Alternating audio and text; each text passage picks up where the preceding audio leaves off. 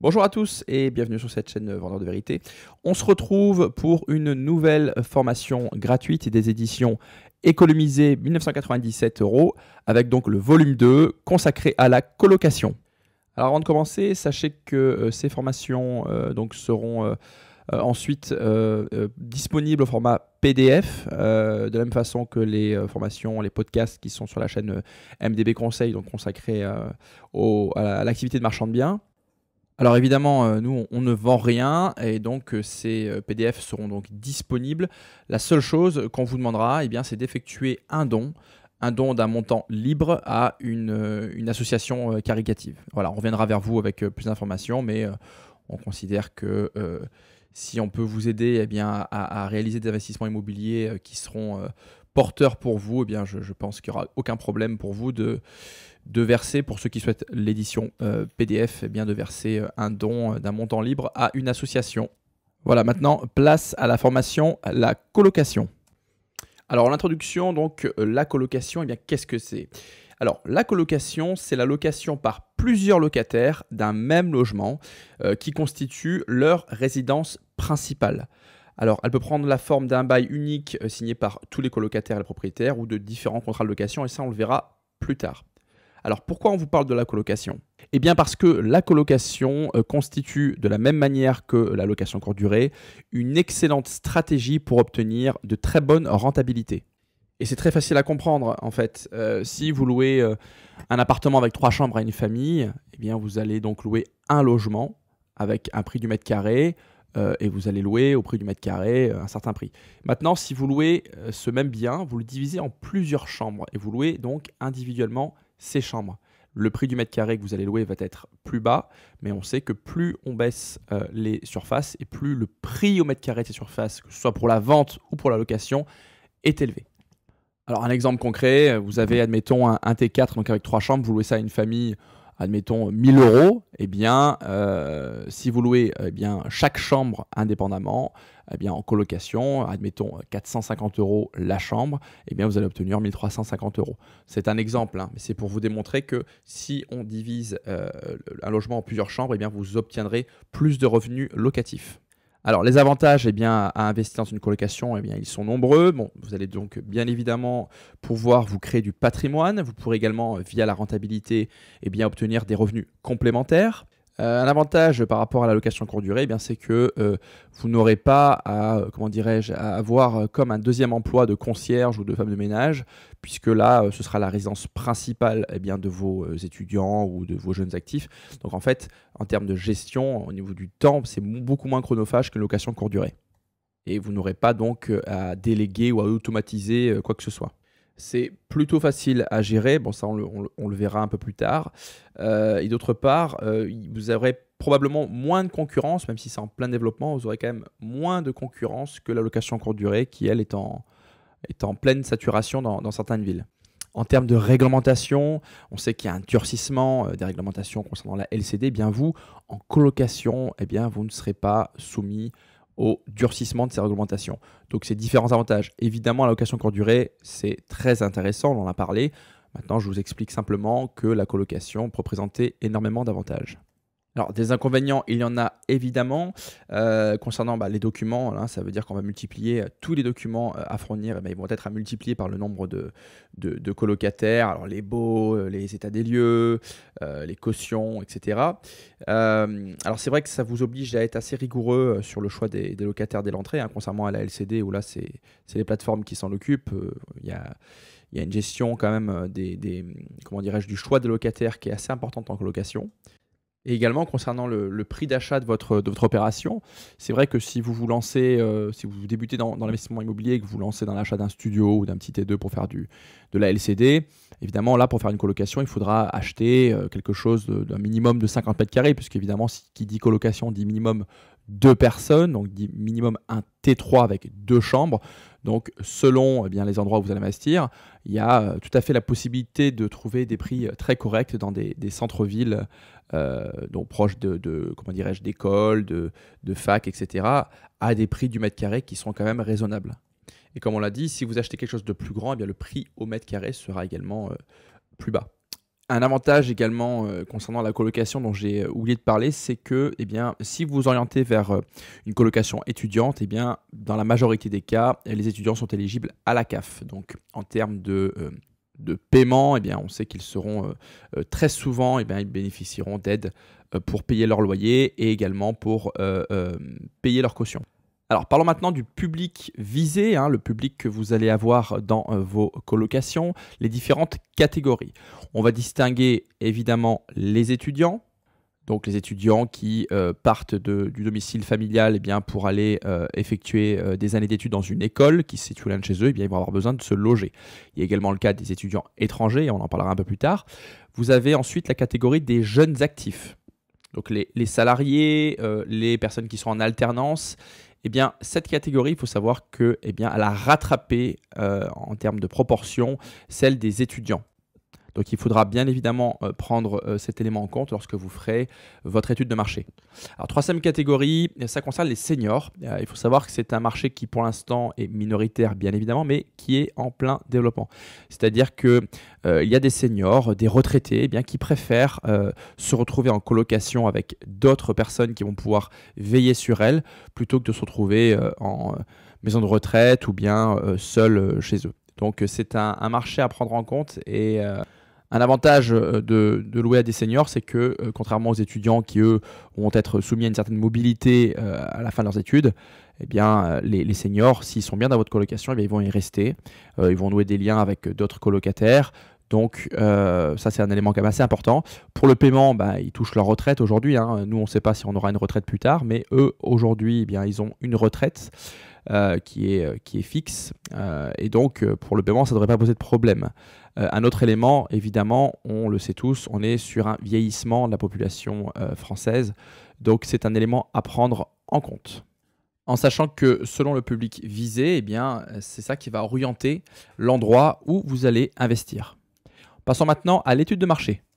Alors, comment on va réaliser son étude de marché? On va la faire en plusieurs étapes. Alors, tout d'abord, évidemment, vous devez savoir combien vous allez pouvoir emprunter. Quel va être votre budget d'investissement? En prenant tout en compte, l'achat, les frais d'acquisition, les frais de garantie, les travaux, le mobilier, etc.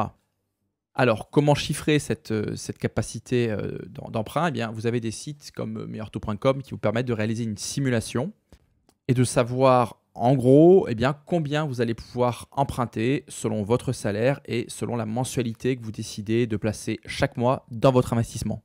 Vous pouvez également prendre rendez-vous avec votre banquier et puis lui parler du fait que vous souhaitez faire un investissement immobilier, et puis voir avec lui jusqu'à quel montant la banque pourrait vous suivre. Ça vous donnera déjà une idée.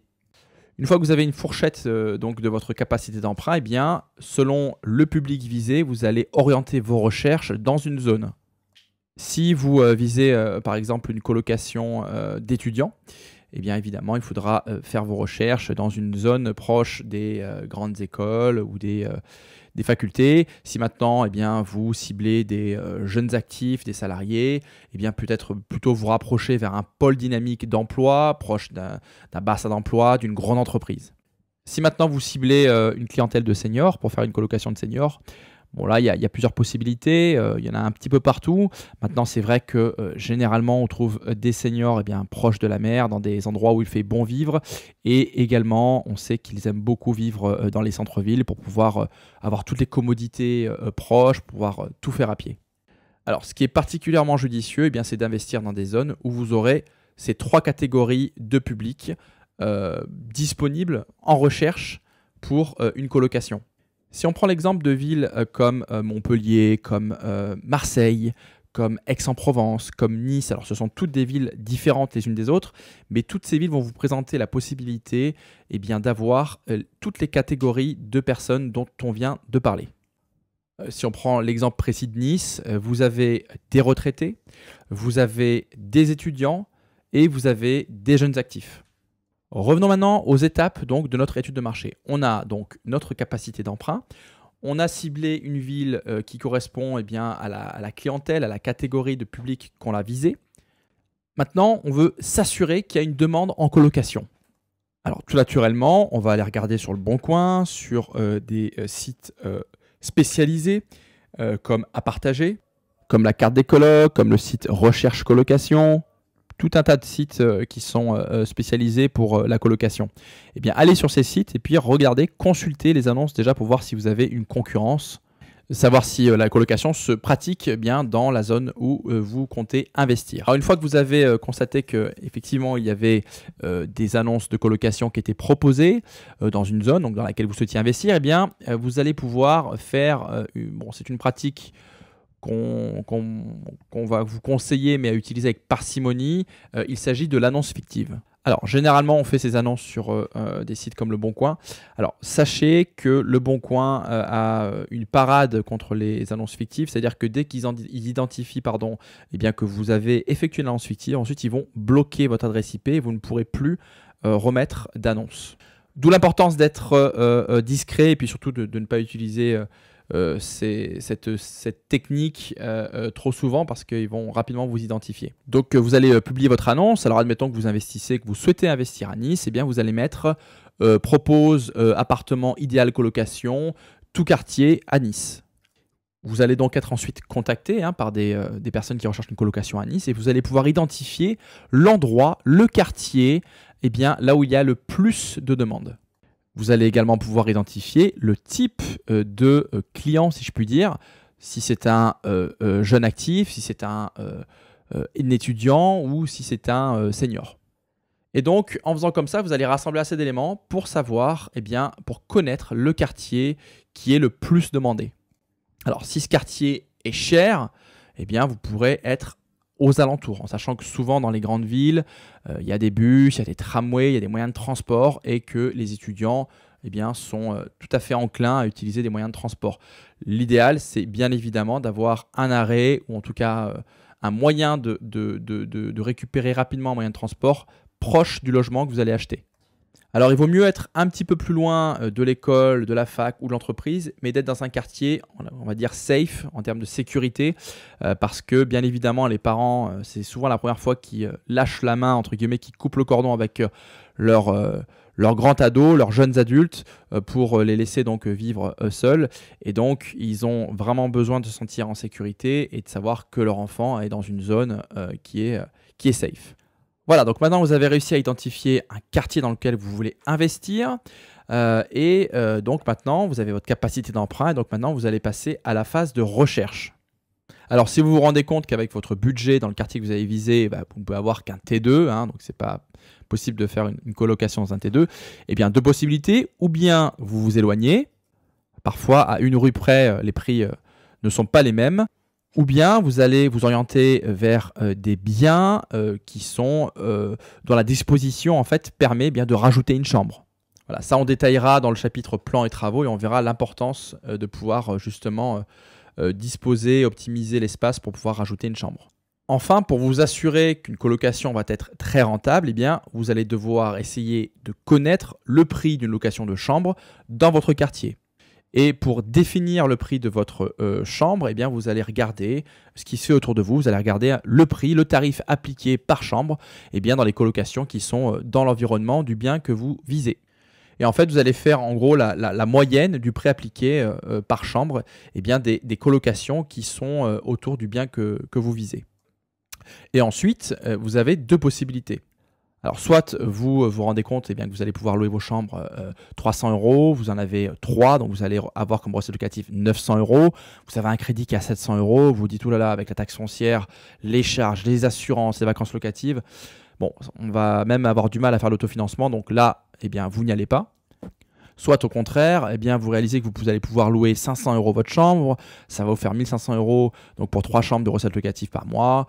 Vous dites avec le crédit que j'ai, les charges, même un peu de vacances locatives, ça va me dégager pas mal de cash flow. Donc là, je vais pouvoir vraiment me positionner sérieusement. Voilà, mais faites bien les calculs avant de vous positionner sur un logement. Et évidemment, on n'insistera jamais assez, pensez à l'aspect fiscal. Je vous rappelle, on est sur des stratégies très rentables. Donc forcément, vos recettes locatives vont être importantes. Et le zéro impôt, ça va être très compliqué à obtenir, si ce n'est là où les 2 premières années avec l'amortissement des frais de notaire, ce qu'on verra dans le chapitre fiscalité. Voilà, on reste donc sur l'étude de marché et maintenant, ça y est, on a identifié un quartier, on a identifié un bien, et bien on va passer à la phase d'achat. Cette phase d'achat, elle est indissociable du financement, hein, sauf si vous achetez cash vos investissements, mais autrement, il n'y a pas d'achat sans financement. Alors pendant votre phase de recherche, n'hésitez pas à contacter évidemment des agences. Allez voir vos agences et allez leur dire ce que vous recherchez. Si vous cherchez un bien avec ou sans travaux, la disposition, la configuration du bien que vous recherchez, voilà, donnez tous vos critères, le quartier, etc. Alors une chose importante également, lorsque vous ferez vos visites, s'il y a des travaux à faire, c'est fiscalement intéressant de réaliser des travaux. Néanmoins, essayez d'avoir une idée précise du temps nécessaire pour réaliser les travaux. Pourquoi? Eh bien parce que si vous vous orientez vers une colocation étudiante, si votre bien il est terminé au mois de novembre ou si votre bien il est terminé au mois de février, eh bien ça veut dire que pendant plusieurs semaines, probablement, vous n'aurez pas d'étudiants dans votre coloc. La plupart se logent donc à la rentrée, hein, donc septembre, octobre. Et il existe également des étudiants Erasmus étrangers qui se logent plutôt en début d'année. Alors ça ne veut pas dire que vous ne pourrez pas trouver d'autres locataires type jeunes actifs, etc. Mais quand vous lancez dans un investissement de colocation, l'idéal, c'est d'avoir terminé vos travaux vers mai, juin. Vous pouvez faire un peu de saisonnier, pourquoi pas l'été. Et puis à la rentrée, vous pourrez commencer donc avec vos étudiants, sachant que eux, bien souvent, ils cherchent une colocation à la fin de leur année scolaire précédente. Donc voilà, c'est un élément très important à prendre en compte pour éviter de perdre du temps. Maintenant, évidemment, si vous trouvez une excellente affaire en cours d'année et qu'avec les travaux, votre bien il est finalisé et prêt à accueillir des étudiants en cours d'année, bon, c'est pas grave, allez-y quand même. Vous vous rattraperez sur la rentabilité que vous aurez après. Et vous pourrez également négocier pourquoi pas un différé avec votre banque afin de ne pas avoir de trou dans votre trésorerie. Si maintenant vous êtes dans le cas inverse, c'est-à-dire que vous avez trouvé une très bonne affaire, mais vous allez signer l'acte final au mois d'août, par exemple. Ça va être trop juste pour faire les travaux, pour pouvoir mettre l'annonce et donc recevoir des colocataires étudiants. Maintenant, vous n'avez pas envie de perdre un an, perdre plusieurs mois. Donc, qu'est-ce que vous pouvez faire? Eh bien, vous pouvez demander l'autorisation au vendeur, exceptionnellement, de vous donner les clés pour pouvoir réaliser des travaux après la signature du compromis de vente et avant la signature de l'acte final. Alors, il n'est pas dit que le vendeur accepte, mais ça ne vous coûte rien d'essayer. De manière générale, c'est vrai que les agences immobilières ou les notaires ne recommandent pas de donner les clés avant la signature de l'acte final. Alors, si c'est le cas, demandez quand même les clés pour aller faire quelques mesures, faites venir des artisans, faites des devis. Ensuite, une fois que vous avez choisi vos artisans, demandez-leur de venir pour vraiment anticiper les travaux qu'ils auront à faire. Et puis, le jour de la signature de l'acte final, on démarre. En sachant qu'avec les mesures que vous aurez prises, pendant le temps des travaux, vous pourrez déjà publier votre annonce. Vous allez pouvoir réaliser des plans sur des sites comme Cozy Casa et donc publier votre annonce et donc déjà rechercher des colocataires. Et le jour où votre colocation sera prête, vous aurez déjà identifié des candidats, vous aurez déjà pu éventuellement constituer des dossiers de ces candidats qui seraient intéressés, donc vous allez pouvoir gagner du temps. Alors, parlons maintenant d'un thème qui est important, c'est la négociation. Évidemment, on vous conseillera toujours de négocier. Même si l'affaire est belle et que vous avez une belle rentabilité, essayez toujours de négocier. Maintenant, avec l'expérience, vous verrez que quand vous avez affaire à une belle affaire et que vous avez la concurrence de d'autres investisseurs, là, vous n'aurez pas d'autre choix que de faire une offre au prix du mandat. Si maintenant vous avez une marge de négociation, on vous conseille de ne pas trop critiquer le bien que vous souhaitez acheter pour pouvoir faire baisser le prix. Il y a beaucoup de formateurs qui parlent de la technique des décotes. Évidemment, il faut trouver des arguments. Il faut dire, je vais avoir ça comme travaux à effectuer. Il faut trouver des arguments, pour faire baisser le prix. Mais faites attention à la dimension émotionnelle. Pourquoi? Parce qu'en fait, il y a toujours une dimension émotionnelle quand on vend, quand on se sépare d'un logement. Si la personne qui vous vend son logement a grandi dedans, a élevé ses enfants, a reçu ses petits-enfants, a connu et a vécu des moments forts avec son épouse, il y a un attachement affectif à ce bien et donc il est toujours recommandé de ne pas trop critiquer le bien que vous souhaitez acheter. Nous, on vous conseille toujours de dire, écoutez, j'ai un coup de cœur pour votre bien, voilà. Maintenant, en termes de budget, c'est un petit peu difficile pour moi parce que j'ai identifié que j'allais avoir des travaux, de la rénovation, différentes choses à effectuer sur votre bien et qui ne me laissent pas assez de marge pour pouvoir avoir le financement. Toujours mieux de dire ça que de dire « Oh là là, je déteste votre papier peint, mais c'est trop vieillot, mais attendez, ça va pas du tout, il va falloir que je le change. Ça va pas, là il y a une petite fissure. » Voilà, comment dirais-je, ça peut paraître idiot ce que je vous dis, mais il y a beaucoup de formateurs qui vont vous dire il faut saigner le vendeur, il faut pointer tout ce qui ne va pas. Non, en tout cas, nous, c'est pas ce qu'on recommande. N'oubliez jamais la dimension émotionnelle et négociez intelligemment. Alors, en ce qui concerne maintenant le financement, alors vous allez avoir deux possibilités. Ou bien vous passez par un courtier, ou bien vous passez directement par une banque.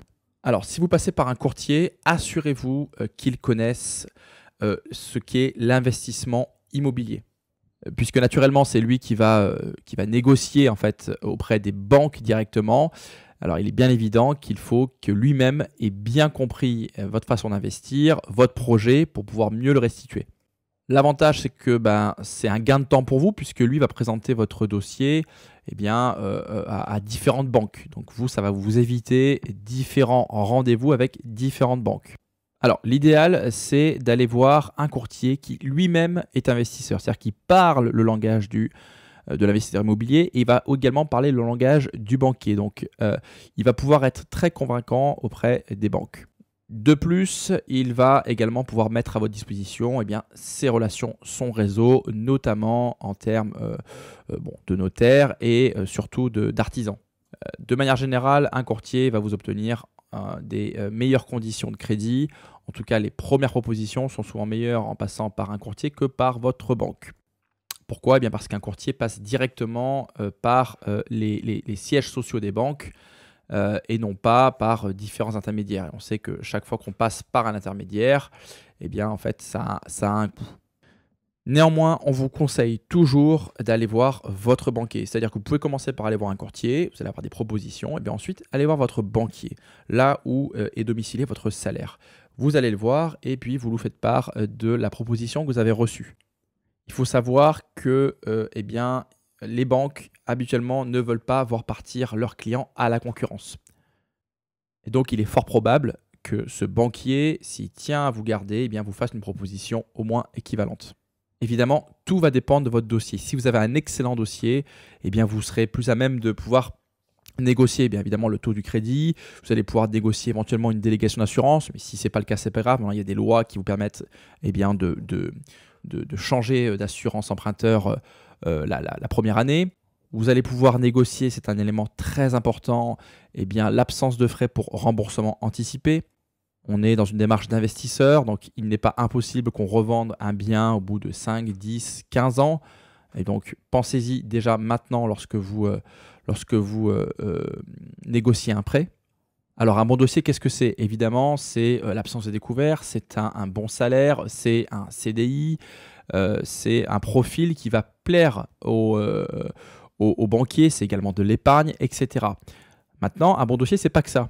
Là, vous allez devoir vendre votre projet immobilier. Donc, dans le cas d'une colocation, faites un business plan. Obtenez des attestations de loyer faites par 2-3 agences. Et comme ça, vous allez pouvoir avoir un business plan précis, cohérent, et vous allez pouvoir convaincre le banquier que en fait, votre colocation va vous permettre de vous enrichir. Évidemment, montrez au banquier que vous maîtrisez non seulement donc l'investissement immobilier, mais également le langage du banquier. Tous les termes un peu particuliers qu'il y a dans un crédit immobilier, assurez-vous de savoir à quoi tout correspond. Ça va vous rendre beaucoup plus sérieux et beaucoup plus cohérent. Un entretien avec un banquier, même si vous le connaissez, c'est comme un entretien d'embauche. Ça se prépare. Donc vraiment, préparez tous les éléments, votre business plan, votre discours. Voilà. Il faut que tout soit cohérent pour le banquier, il va falloir le rassurer. La personne que vous aurez face à vous, habituellement, ça va être un commercial en fait, qui vend lui des produits financiers. Donc, il va falloir vraiment le convaincre et le rassurer parce que ce dont vous allez lui parler, peut-être qu'il ne maîtrise pas ce que c'est que l'investissement immobilier. Et il va probablement soumettre votre dossier à son directeur d'agence. Donc, il va falloir qu'il restitue une fois de plus ce que vous lui avez transmis. L'idéal, c'est évidemment de prendre rendez-vous directement avec le directeur d'agence. Mais il ne faut pas non plus froisser votre conseiller. Donc voilà, il va falloir trouver la bonne stratégie. Moi, je vous conseille de commencer par passer par votre conseiller. Et puis, si vous sentez que votre conseiller, il ne comprend pas trop ce que vous faites, passez par le directeur. Alors, il faut savoir que les conditions d'accès au crédit, notamment pour l'investissement locatif, subit un durcissement en ce début d'année 2020. Alors, il est trop tôt pour connaître les conséquences de ces annonces, mais sachez que le Haut Conseil de stabilité financière, donc c'est le HCSF, a donné des consignes aux banques, et à savoir que donc, les banques ne pourront plus accorder un crédit immobilier à un emprunteur dont le taux d'endettement sera supérieur à 33%, sauf cas exceptionnel. Alors, si on peut prévoir une flexibilité en ce qui concerne l'acquisition d'une résidence principale, il ne devrait pas y avoir de flexibilité concernant l'investissement locatif. Alors, jusqu'à présent, le taux d'endettement à 33%, c'était un critère, on va dire, non officiel, mais qui était, on va dire, pratiqué par des banques, mais qui avait un petit peu de souplesse. Depuis cette recommandation donc du HCSF, le taux d'endettement, ce taux d'endettement de 33%, il devrait devenir une véritable norme pour les banques. Alors, ce taux d'endettement de 33%, qu'est-ce que c'est ? Il s'agit en fait d'un ratio entre vos revenus annuels et l'emprunt immobilier et la charge de cet emprunt par rapport à vos revenus. Alors, concernant donc l'investissement locatif, en fait, le HCSF devrait imposer maintenant aux banques non plus de prendre, comme ça se faisait dans la majorité des banques, 70% des revenus locatifs en compte. Maintenant, en fait, ils vont prendre en considération le revenu foncier net imposable si vous êtes dans le cadre du NU, et dans le cadre du meublé, le revenu net imposable. Or, on le sait et on le verra dans le chapitre fiscalité, en meublé, ce qui sera le régime de votre colocation, le revenu net imposable, il est souvent minoré des amortissements et des déductions. Ce qui veut dire qu'on ne sait pas vraiment comment vont évoluer les pratiques des banques concernant l'investissement locatif. Mais ça devrait surtout impacter votre façon d'investir lorsque vous allez vouloir répéter les opérations. Si c'est votre première opération, ça ne changera rien. Voilà, on voulait quand même faire un petit point parce que en ce début d'année et à l'heure à laquelle on réalise cette formation, on a donc pris connaissance de ces annonces émanant du Haut Conseil à la stabilité financière. De manière générale, d'ailleurs, on vous encourage toujours à être attentif à l'actualité financière, puisque c'est elle qui va orienter votre votre stratégie d'investissement. Donc, revenons maintenant plus précisément au financement. Vous êtes donc en échange avec votre banque. Sachez également que pour un investissement locatif, de plus en plus de banques vous demandent un apport, notamment si vous n'êtes pas propriétaire de votre résidence principale. Sachez également que la plupart des banques vont réaliser un prêt sur 20 ans et non pas sur 25 ou 30 ans, ou en tout cas de moins en moins. Habituellement, c'est 20 ans. Donc ça va également impacter votre cash flow puisque évidemment votre mensualité sur 20 ans va être supérieure à une mensualité sur un crédit de 25 ou 30 ans. Néanmoins, personnellement, je pense que c'est une bonne chose d'emprunter sur 20 ans puisque vous aurez remboursé votre crédit plus tôt. Si vous vendez au bout de 10 ans, vous aurez amorti davantage le capital de votre crédit que si vous prenez sur 30 ans où vous aurez payé davantage d'intérêts. Maintenant, rassurez-vous, si vous avez un bon profil, si vous avez un excellent dossier avec un projet d'investissement qui est cohérent, vous obtiendrez votre crédit. Un dernier conseil, si vous avez des travaux, donc vous allez vous faire financer ces travaux, demandez un différé de quelques mois. Ça va vous permettre de ne pas avoir de trous dans votre trésorerie le temps que les travaux soient réalisés et que des colocataires soient dans votre bien et vous versent des loyers. Personnellement, je ne recommande pas de différer de 2 ou 3 ans comme ça peut se faire. Je pense que c'est rare, mais apparemment ça se fait. Pourquoi? Eh bien parce que en fait, pendant 2 3 ans, vous allez payer des intérêts intercalaires et vous n'allez pas rembourser le capital, d'une part. Et surtout, fiscalement, eh bien, vous n'allez pas pouvoir déduire les intérêts d'emprunt. Ce que vous allez gagner en trésorerie pendant ces années différées, en fait, vous allez le perdre bien à la revente en ayant moins remboursé de capital et en ayant moins amorti d'intérêts d'emprunt lorsque vous ferez votre déclaration au régime réel. Chose qu'on verra dans le chapitre fiscalité. Donc pour résumer, un différé de quelques mois, oui, évidemment, le temps de vos travaux. Maintenant, un différé de plusieurs mois, voire de plusieurs années, personnellement, je vous le déconseille. Voilà, de manière générale, pour conclure ce chapitre financement, sachez que pour votre première opération, avec un bon dossier, il ne devrait pas y avoir de problème. Vous n'êtes pas en train d'acheter un immeuble de rapport, vous êtes sur une opération simple, vous achetez un bien, vous allez l'exploiter en colocation. Donc vraiment, rassurez-vous, il ne devrait pas y avoir de problème. Voilà, vous avez effectué votre achat et donc avant la mise en location, vous allez devoir effectuer probablement quelques travaux. Et dans le cadre d'une colocation, si vous changez la disposition de votre appartement, si vous voulez optimiser, si vous voulez rajouter une salle de bain, rajouter une chambre, vous allez donc devoir passer également par la phase des plans. Alors, concernant les plans, vous n'êtes pas obligé de passer par un architecte. Il existe des sites internet tels que Cozy Casa qui vont vous permettre d'élaborer vos plans. Alors, réaliser ces plans, c'est une étape indispensable puisque d'une part, pour vous, vous allez pouvoir vous projeter donc, le projet que vous avez et également, quand vous allez faire des travaux pour vos artisans, ils vont également avoir besoin de vos plans. Alors, on ne va pas rentrer dans le détail technique des différents plans que vous allez faire pour vos artisans. Sachez qu'il y a un module qui est consacré donc techniquement au plan dans notre formation marchand de biens donc, qui est sur la chaîne MDB Conseil. Nous, on va plutôt s'intéresser là dans cette formation colocation à la configuration de votre colocation. Évidemment, lorsque vous avez fait votre recherche de biens, vous avez été très vigilant à la disposition, à la configuration de l'appartement dans lequel vous souhaitez faire une colocation. Évidemment, on évitera les biens avec des chambres en enfilade. Évidemment, si vous avez 3 chambres et que vous avez pour projet d'en créer une 4e, ce qui peut être excellent en termes de rentabilité, il faudra créer une seconde salle de bain. L'idéal pour réaliser une colocation, c'est d'avoir en fait une disposition en étoile. Ça veut dire d'avoir la pièce de vie et autour d'avoir toutes les chambres. Alors, il y a un sujet qui divise beaucoup les adeptes de la colocation, c'est savoir si, oui ou non, on peut transformer un séjour en chambre. Alors, de manière générale, oui, il n'y a rien qui nous en empêche. À partir du moment où il y a une ouverture sur l'extérieur, oui, on peut transformer un séjour en chambre.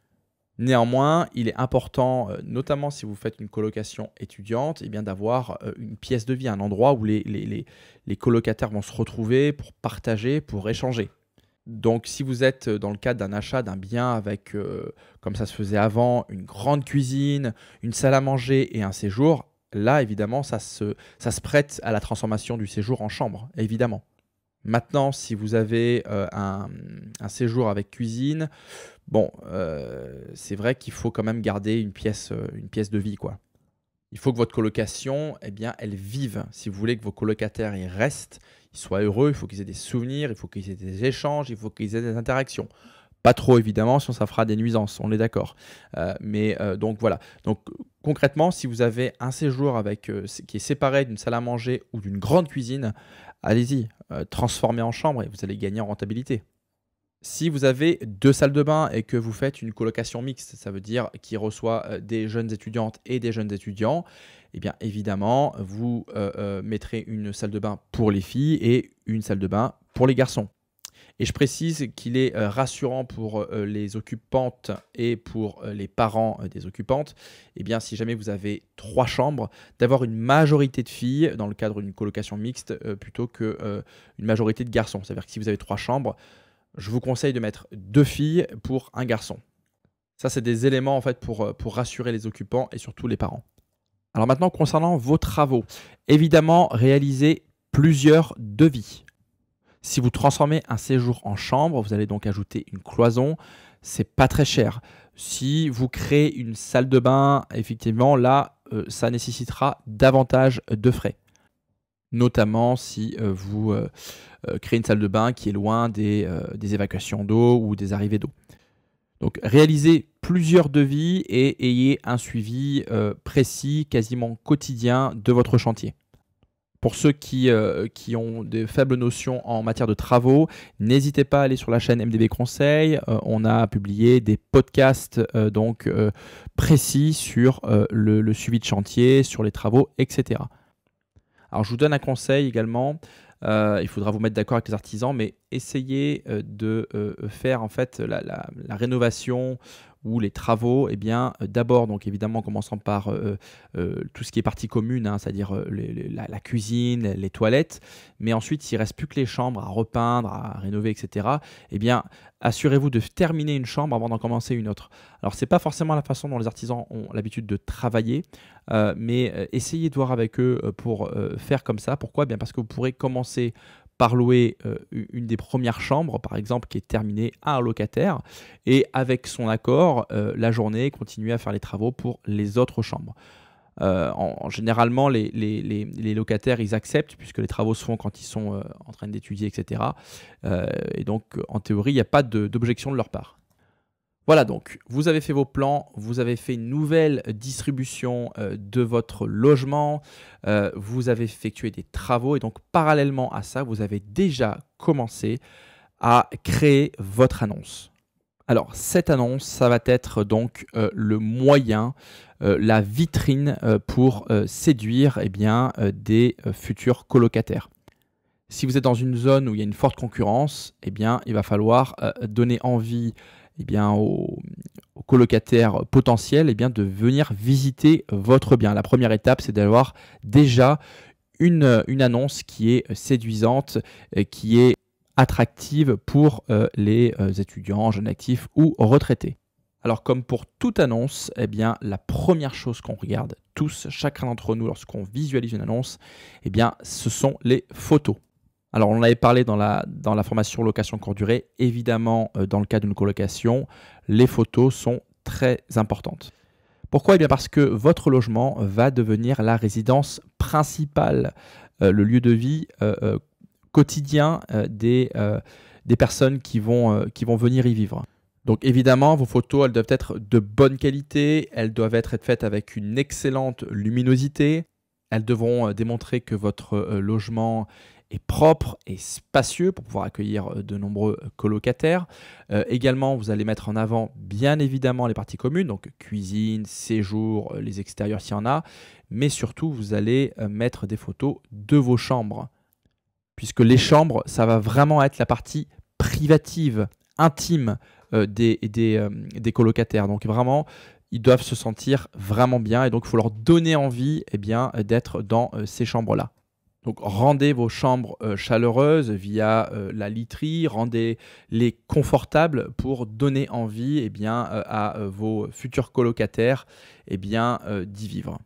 Alors dans le texte de votre annonce, vous allez être le plus sincère possible. Vous allez donner donc évidemment la date de disponibilité. S'il y a des travaux, vous allez dire à quel moment se terminent les travaux. Vous allez donner une description précise de chaque pièce, vous allez étayer les équipements, donc de la cuisine, l'internet, l'écran plat, le canapé, enfin vous allez vraiment donner une description précise de tout ce qui constitue votre logement. Déjà parce que ça évitera de devoir répondre à des questions du style « y a-t-il une machine à café ?» Et puis surtout, ça va permettre à vos prospects entre guillemets de bien se projeter. Et très important, vous allez donner la proximité des commerces, des commodités et surtout des moyens de transport. On sait que ce soit pour un étudiant, un jeune actif ou même un retraité, la proximité des moyens de transport est très importante. Et sur ce point, soyez précis. Ne mentionnez pas juste à proximité des moyens de transport. Soyez plus précis que ça. Dites par exemple, l'arrêt de tramway desservant la faculté ou l'école de commerce se trouve à 25 mètres. ou bien l'arrêt de bus desservant l'entreprise Intel se trouve à 35 mètres. Voilà, soyez vraiment précis. Et vous pouvez rajouter situé à 15 minutes porte à porte de telle école, de telle entreprise ou de tel point d'intérêt. Alors n'hésitez pas à rajouter dans votre annonce une photo type capture d'écran de Google Earth ou bien de Google Street View en fait, qui va démontrer à vos futurs colocataires que votre logement est situé près des centres d'intérêt. Vous pouvez également envoyer la capture d'écran d'un plan avec surligné voilà, l'école, l'entreprise, enfin tous les points d'intérêt et votre logement. Voilà, le but de cette annonce, donc, qui va être vraiment la carte de visite de votre bien, c'est d'une part de rassurer les futurs locataires et également de donner le plus d'informations possible dans cette annonce pour éviter les coups de fil inutiles qui seraient là simplement pour vous poser des questions. Alors, une fois votre annonce finalisée, il va être temps pour vous de la publier. Et il existe différents sites spécialisés. Alors, on vous a fait une liste d'une dizaine de sites spécialisés dans la colocation. Alors, vous avez la carte des colocs. Alors, c'est un site qui est entièrement gratuit, qui existe depuis 2013 et qui, comme son nom l'indique, vous propose une carte où vous pourrez localiser toutes les annonces. Donc, d'ailleurs, ça peut être très utile lorsque vous allez faire votre étude de marché. Et donc, c'est un site qui est assez connu des personnes qui cherchent une colocation, puisque voilà, il est fourni en annonce. Donc, n'hésitez pas à créer une annonce sur ce site. Vous avez également le site Recherche Colocation. Donc ça, c'est un site qui héberge environ 30 000 annonces et donc avec des annonces qui seront visibles en Europe, au Maroc, enfin dans d'autres pays. Alors vous avez également le site Room for Talk. Alors ça, c'est un site qui est plutôt destiné aux colocataires qui souhaitent pratiquer une langue avec d'autres colocataires et qui donc cherchent à développer leurs compétences linguistiques ou bien qui s'intéressent à d'autres cultures. Alors, il existe également des groupes Facebook qui sont spécialisés dans la colocation et qui permettent de mettre en relation des bailleurs et des colocataires. Parlons maintenant d'une application, ce n'est pas un site, c'est une application qui s'appelle Woomies. Alors, c'est un peu vendu comme le Tinder de la coloc. En fait, ça ressemble à une application de rencontre, mais pour les colocations. En fait, les candidats donc, à une colocation, ils vont remplir leur profil en mettant des centres d'intérêt, ils vont mettre des mots-clés qui les résument, et un algorithme de l'application en fait, qui va se charger de proposer des profils qui semblent compatibles avec eux pour pouvoir rassembler les personnes qui se ressemblent dans une même colocation. Évidemment, vous en tant que bailleur, vous pouvez publier votre annonce gratuitement sur cette application. Alors, parlons du site apartager.com. Donc ça, c'est un petit peu le classique, le site classique de colocation.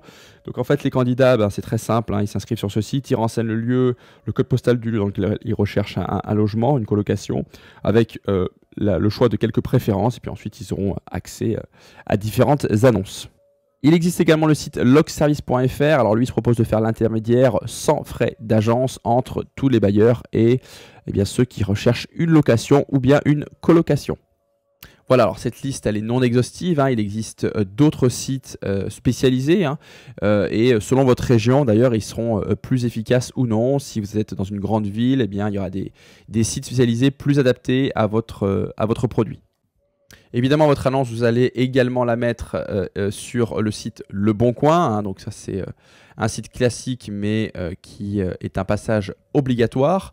Et également, on vous conseille de publier votre annonce sur des groupes Facebook, des groupes d'étudiants liés à, par exemple, l'école de commerce à côté de laquelle se trouve votre logement.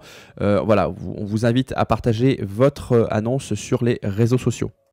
Vous pouvez également contacter les écoles ou les entreprises qui soient à proximité de votre logement pour, on va dire, faire des partenariats avec eux et donc leur demander de proposer votre annonce à leurs salariés ou bien à leurs étudiants. Voilà, vous avez publié votre annonce, vous commencez à recevoir vos premiers appels, vos premiers mails et donc on va passer à l'étape suivante qui concerne les visites. Alors concernant les visites, ce que je vous conseille, c'est d'effectuer des visites collectives. C'est pas dérangeant dans la mesure où les personnes qui vont venir eh bien, s'apprêtent à vivre en collectivité. Ils ne seront pas forcément en concurrence avec les autres personnes qui vont visiter si vous avez plusieurs chambres disponibles. Alors un autre conseil, je vous suggère dans votre annonce eh bien, de fixer des jours et des horaires de visite. Ça va vous donner une image de bailleur sérieux et organisé. De manière générale, lorsque vous effectuez vos visites, eh bien, soyez courtois, soyez chaleureux. Maintenant, ça ne vous dispense pas d'être évidemment ferme et exigeant. Pas d'affectif, pas d'émotionnel lorsque vous devez choisir vos candidats. Évidemment, il faut qu'il y ait un bon feeling. Évidemment, maintenant, ce qui est important pour vous, c'est surtout de vous assurer d'être payé, de vous assurer d'avoir des candidats qui respectent votre bien, qui respectent le voisinage et qui respectent avant tout les autres colocataires. C'est d'ailleurs une des spécificités, une des difficultés de la colocation, c'est que vous allez devoir trouver un candidat qui vous convient, mais également qui va bien matcher, qui va bien s'entendre avec les autres candidats pour qu'il y ait une alchimie et pour que la colocation se passe au mieux. Si la colocation se passe bien, vos colocataires y resteront. L'idéal d'ailleurs, c'est d'avoir, quand vous avez une chambre qui est disponible, eh bien, c'est d'avoir les autres colocataires eh bien, qui vous recommandent des candidats. Alors évidemment, vous aurez votre droit de regard sur ce candidat, mais au moins ça va vous assurer que eh bien, les colocataires s'entendent entre eux. Voilà, donc on revient donc aux visites. Donc lorsque vous avez des candidats, eh bien, vous allez exiger d'eux la constitution d'un dossier. Soyez rigoureux sur les pièces que vous demandez. Si vous passez par une GLI, donc une garantie loyer impayé, de toute façon, vous êtes obligé d'être strict et rigoureux. Si vous êtes dans le cadre d'une colocation étudiante, eh bien, exigez évidemment que les parents se portent caution. Informez eh bien, les candidats étudiants, par exemple, qu'ils ont probablement droit à une aide au logement de la CAF. N'hésitez pas d'ailleurs à leur remettre les documents nécessaires, à les informer, à les aider dans leur démarche. Concrètement, vous avez deux organismes qui offrent des prestations familiales, à savoir donc la caisse d'allocation familiale, donc la CAF. Alors, il faut savoir que toutes les personnes qui cotisent au régime général type URSSAF eh bien, cotisent donc pour la CAF. Et vous avez également donc le MSA, c'est la mutualité sociale agricole. Alors en ce qui concerne la MSA, ce sont toutes les personnes qui relèvent d'un régime agricole qui y cotisent. Alors on va distinguer trois types d'allocations logement. L'APL, donc c'est l'aide personnalisée au logement. L'ALS, donc ça c'est l'allocation de logement social. Et enfin l'ALF, donc c'est l'allocation de logement familial. Ces aides, elles se distinguent par leurs conditions d'attribution et non pas par leur mode de calcul. Leur montant dépend toujours des ressources de votre foyer. Elles ne sont pas cumulables et on ne pourra donc toucher qu'une seule de ces aides. Alors l'APL, elle est versée en raison de la situation du logement, notamment dans le cadre d'un logement qui est conventionné. Vos logements, puisqu'ils seront exploités en meublé, eh bien, ils ne pourront pas faire partie des conventionnements ANA, puisque les conventionnements ANA, donc ANA c'est l'Agence nationale pour l'habitat, eh bien, concernent les logements qui sont nus. Donc l'APL pour les colocations meublées, on oublie. Alors l'ALF, donc l'allocation de logement familial, elle, en revanche, elle est versée eh bien, en raison de la situation familiale du candidat. Alors, il y a différentes conditions, hein. C'est pour ceux qui ont à charge un ascendant, un jeune ménage sans enfant, pour une personne qui est enceinte. Enfin, il y a différentes conditions et donc ces personnes qui sont donc dans ces conditions peuvent prétendre à l'ALF. Mais donc, de manière générale, les étudiants ou les jeunes actifs que vous aurez dans vos logements, eh bien, eux pourront prétendre à l'allocation de logement social, donc c'est l'ALS. Alors pour savoir si vos candidats sont éligibles à l'ALS, donc, eh bien, ils pourront utiliser le simulateur de la CAF ou de la MSA selon le régime auquel ils sont rattachés. Alors comme condition, il y a des conditions donc, liées aux ressources avec certains plafonds et également concernant le logement, eh bien, il faut que ça représente la résidence principale et que ce soit situé en France. Évidemment, il faudra que le logement réponde à certains critères de décence et de conditions minimales d'occupation. Alors, sachez que les personnes qui sont rattachées au foyer fiscal de leurs parents, eh bien, lorsque les parents sont redevables de l'IFI, donc c'est l'impôt sur la fortune immobilière, eh bien, ne seront pas éligibles et ne pourront pas bénéficier de l'ALS.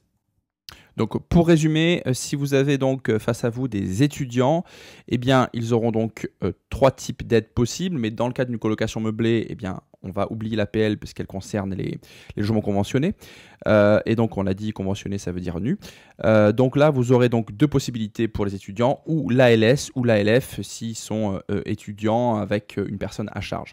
Bon, la plupart des étudiants sont donc sans personne à charge. Donc, de manière générale, la plupart de vos candidats étudiants, eh bien, ils pourront faire une demande pour recevoir l'ALS. Alors, une petite précision, on sait qu'il y a eu une réforme des ressources prises en compte. Et là, il y a eu un décret donc, le 30 décembre 2019 qui précise que cette réforme des ressources, pour calculer le montant des aides au logement, elle aura lieu le 1er avril 2020. Et à partir donc, de cette date, donc du 1er avril 2020, eh bien, ces aides seront calculées sur la base des ressources des 12 derniers mois et non plus comme c'était le cas avant sur les revenus d'il y a 2 ans. Donc, nous, on enregistre cette formation début janvier 2020. Donc, il faudra bien évidemment s'enquérir des évolutions de cette réforme donc, à partir du 1er avril 2020. Pour conclure sur les aides, donc, vous avez 2 possibilités en tant que propriétaire bailleur. Ou bien l'aide est versée sur le compte du locataire, ou bien vous pouvez demander à ce que l'aide soit directement versée sur votre compte. Avant de conclure ce chapitre, on va parler également des étudiants étrangers. Si vous êtes proche d'une faculté ou d'une école qui pratique les échanges Erasmus, eh bien, vous pourrez avoir des étudiants étrangers qui vont vous contacter parce qu'ils sont intéressés pour prendre une chambre dans votre colocation pour 3, 6 ou 9 mois.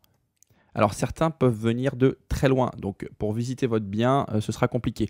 Donc bien souvent, ils vont vous contacter, ils vont faire confiance à l'annonce, aux photos, et donc ils vont vous proposer de vous verser le montant de la location d'un coup.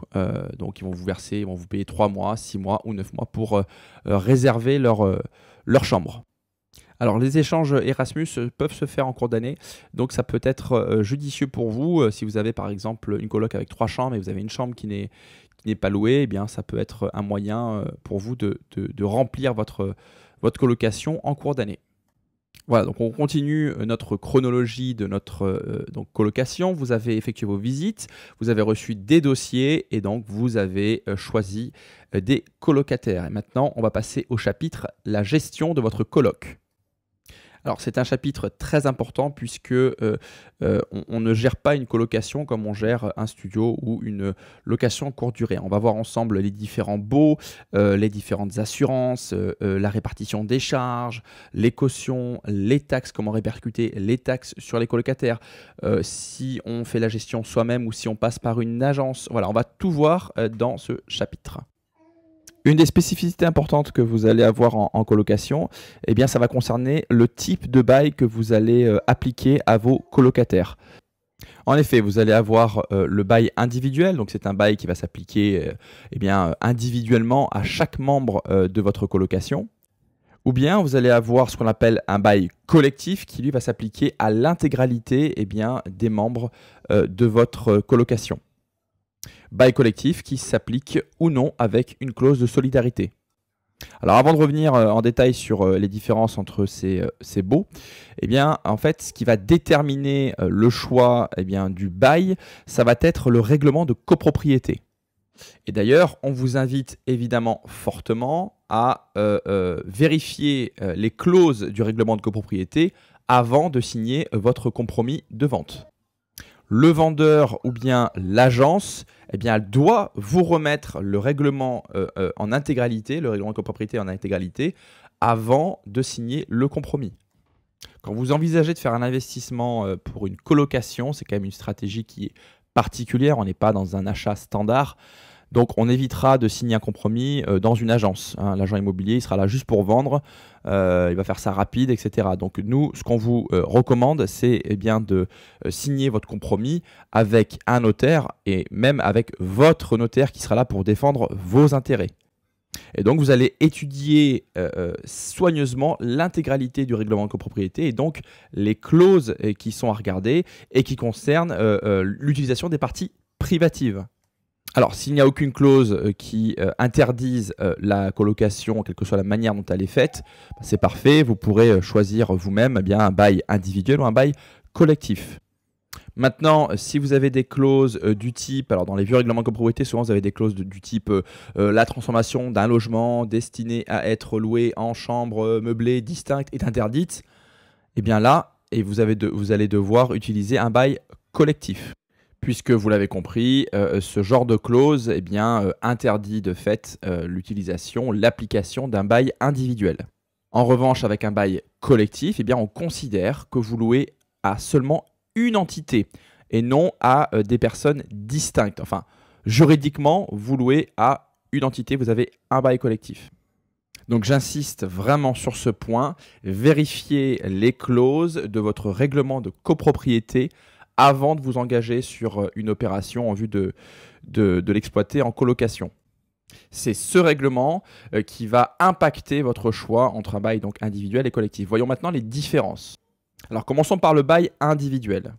Dans le cadre d'une colocation, on parle également de bail multiple quand on évoque un bail individuel. Alors là, la mise en place, elle est très simple. En fait, chacun des membres de la colocation va payer sa part. La signature, elle est individuelle. Il n'y a pas de clause de solidarité. Concernant le garant, il y a simplement un engagement de caution sur donc, une part. Le dépôt de garantie, c'est pareil. On va faire une partie qui correspond donc à la chambre.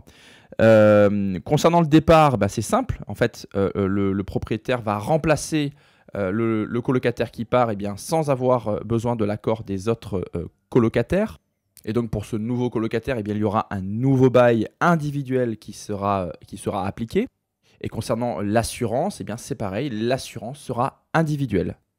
Alors il faut savoir que la loi Elan, donc c'est une loi qui a été votée le 16 octobre 2018, elle a modifié la surface minimale dont doit bénéficier chaque colocataire dans le cadre d'une colocation à baux multiples, donc à baux individuel. C'est-à-dire que désormais, il faudra offrir à chaque colocataire une surface entre guillemets privative, une chambre de 9 mètres carrés minimum. Avant le vote de cette loi, c'était 14 mètres carrés. Donc c'est encore plus simple à mettre en place qu'avant. Alors pour ceux qui souhaiteraient mettre en place des colocations en région parisienne ou en proche banlieue, alors sachez que dans certaines communes, il y a des règlements d'urbanisme qui sont faits en fait pour lutter contre les dérives des marchands de sommeil, qui vont interdire la division d'une maison, admettons, de 10 pièces pour en faire 10 logements. Voilà, donc c'est simplement un petit élément de précision. Normalement, quand vous faites de la colocation étudiante ou à de jeunes actifs dans des lieux qui sont propres, vous n'allez pas attirer les soupçons des services d'urbanisme de votre commune. Mais je souhaitais quand même vous en parler. Voilà, soyez vigilants également dans les communes au règlement d'urbanisme. Enfin, un dernier point sur le bail individuel, sachez que les garanties loyers impayés n'assurent pas les colocations en bail individuel. Alors ça va peut-être changer, mais à ce jour en tout cas, je n'ai pas à ma connaissance d'assurance qui assure ce type d'exploitation. Donc les GLI, les garanties loyers impayés, elles pourront être prises pour un bail collectif, par exemple une colocation d'étudiants. En revanche, si vous avez un bail collectif avec et des étudiants et des jeunes salariés, là, la garantie loyer impayé ne pourra pas être prise. En fait, ça vient de la loi Boutin qui empêche en fait de cumuler et garant et assurance loyer impayé, sauf pour un étudiant. Donc si vous avez des étudiants et des jeunes actifs, vous ne pourrez pas cumuler garant et assurance loyer impayé, puisque les étudiants ont des garants. Donc vous ne pourrez pas utiliser de GLI. Parlons maintenant du bail collectif, bail qu'on appelle également le bail unique. Alors dans ce type de bail, tous les colocataires, ils ont les mêmes droits et également les mêmes obligations. Donc les colocataires, en fait, ils vont devoir réaliser la signature ensemble. Ils vont être présents lors de l'état des lieux d'entrée. Et donc, chacun a l'obligation de payer sa partie du loyer. Et pour ce type de bail collectif, vous avez la possibilité de rajouter ce qu'on appelle une clause de solidarité. Clause de solidarité, eh bien, qui a des effets juridiques très importants puisqu'elle va rendre responsable, eh bien, tous les autres locataires du bon paiement du loyer, mais également leurs garants. Si par exemple il y a 3 membres dans une colocation, donc avec un bail collectif, et que l'un des membres ne paye pas, eh bien, les autres colocataires vont devoir payer eh bien, le complément pour réaliser le paiement du loyer. Et s'ils ne peuvent pas, eh bien, ce sera donc leurs garants qui seront, à qui on demandera de payer la partie du locataire qui n'aura pas payé. Si par exemple vous avez un colocataire qui s'en va, eh bien, la solidarité, eh bien, elle va continuer, elle va perdurer donc pour les colocataires et pour leurs garants jusqu'à 6 mois après le départ du locataire.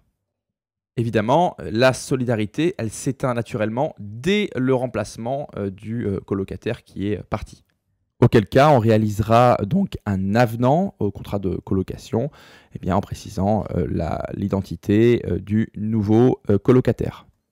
Alors, vous l'avez compris, ce type de bail collectif avec clause de solidarité est très protecteur pour les bailleurs.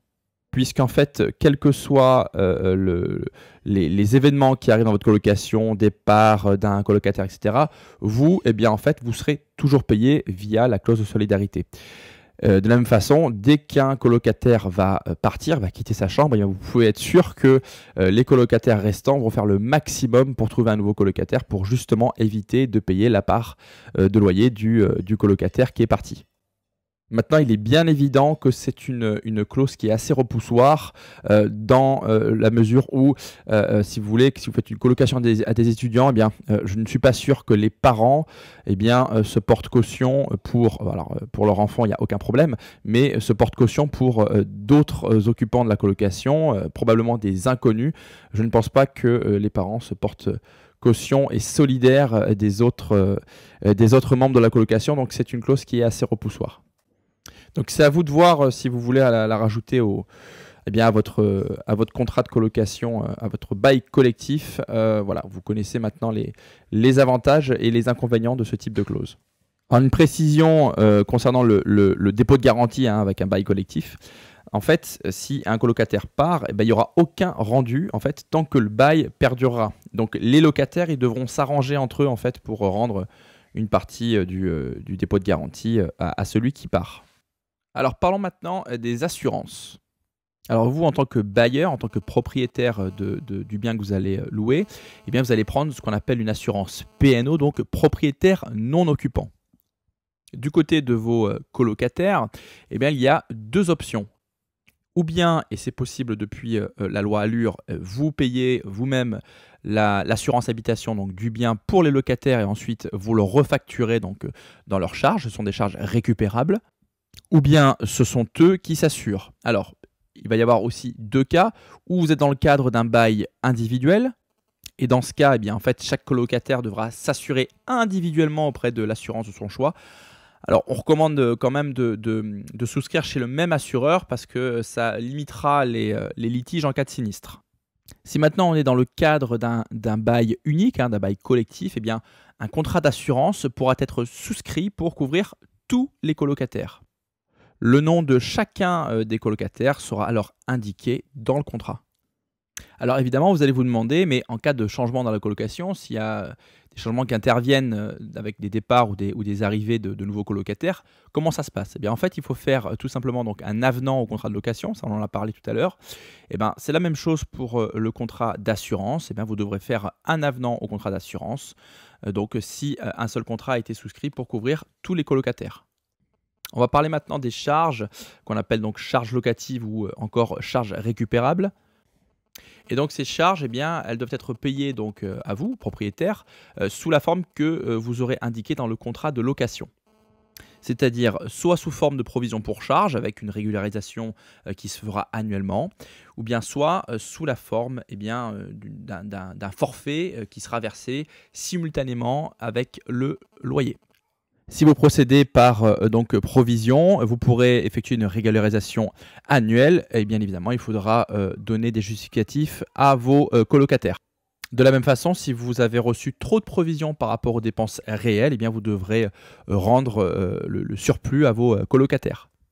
Si en revanche vous décidez d'appliquer donc un forfait de charge, eh bien ce montant, vous pouvez le réviser chaque année aux mêmes conditions que le loyer principal. En revanche, vous ne pourrez pas demander de régularisation ultérieure.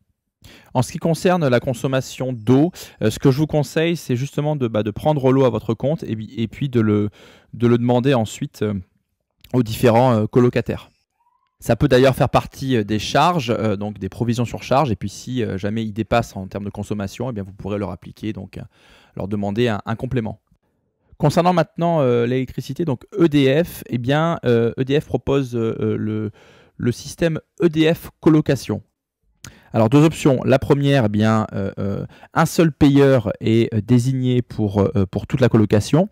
Charge à lui après eh bien, de récupérer auprès de ses colocataires eh bien, le prorata de chacun.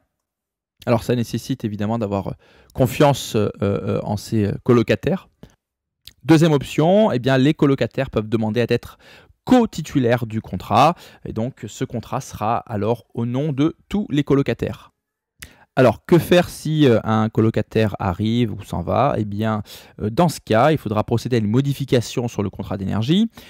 Pour cela, vous contacterez le service client de votre fournisseur et vous rajouterez, vous enlèverez un nom sur le contrat. Alors, parlons maintenant des taxes, des différentes taxes. Alors, en tant que propriétaire bailleur, eh bien, vous serez évidemment assujetti à la taxe foncière. Maintenant, en ce qui concerne la taxe d'habitation et la taxe d'ordures ménagères, c'est différent. La taxe d'habitation, elle doit être payée par les locataires qui sont présents dans le logement au 1er janvier. Maintenant, dans le cadre d'une colocation, c'est vrai que le paiement de la taxe d'habitation est un petit peu compliqué. Pourquoi? Eh bien, parce qu'elle dépend des revenus de vos colocataires. Donc, si par exemple vous avez un étudiant, eh bien, lui va être exonéré. Maintenant, si vous avez une colocation mixte avec des étudiants et des actifs, il va falloir arriver à calculer qui doit payer quoi. Autre élément, donc la taxe d'habitation, donc elle s'applique pour les occupants du logement au 1er janvier, mais vous la recevez en fin d'année. Et il est possible que en fin d'année, les colocataires qui étaient là au 1er janvier ne soient plus, n'habitent plus dans votre logement. Donc ça peut poser des problèmes parce que si donc un de vos colocataires a payé la taxe d'habitation et souhaite réclamer eh bien, la partie de chacun aux autres et que ces autres membres eh bien, sont partis, il va falloir qu'il les recontacte, qu'il les retrouve. Ça ne sera pas forcément facile.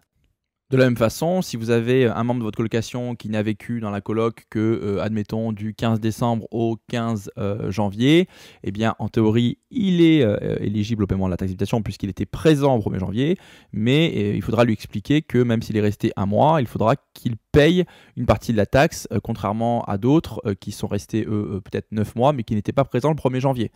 Donc voilà, tout ça, c'est des éléments qui peuvent créer quelques petits problèmes. Donc moi, ce que je vous conseille, eh bien, c'est deux possibilités.